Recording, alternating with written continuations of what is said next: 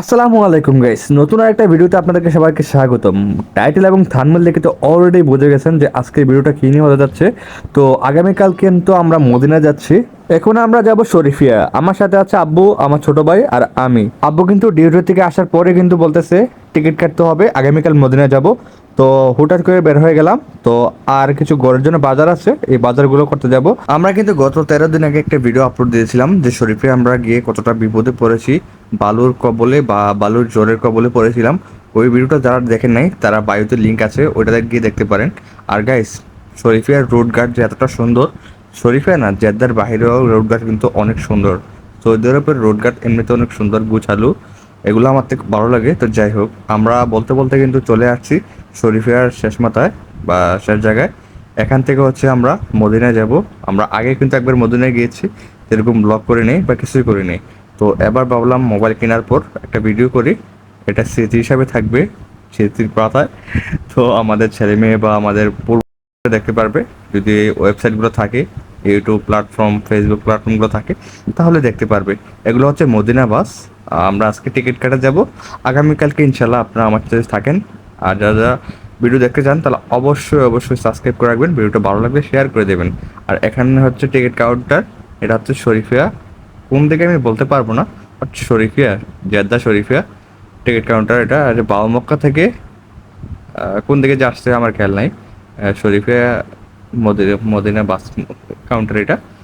তো এখান থেকে আমরা কিন্তু 130 টাকা হয়তো সম্ভবত টিকিট ছিল, আমাদের কাছে হয়তো 450 টাকা রাখা হয়েছে চারজনের।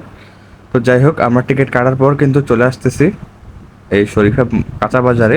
এখান থেকে আমরা কিন্তু এখন বাসার জন্য মার্কেট করব, মানে কাঁচা বাজার নিব আর কি, তরকারি এগুলো।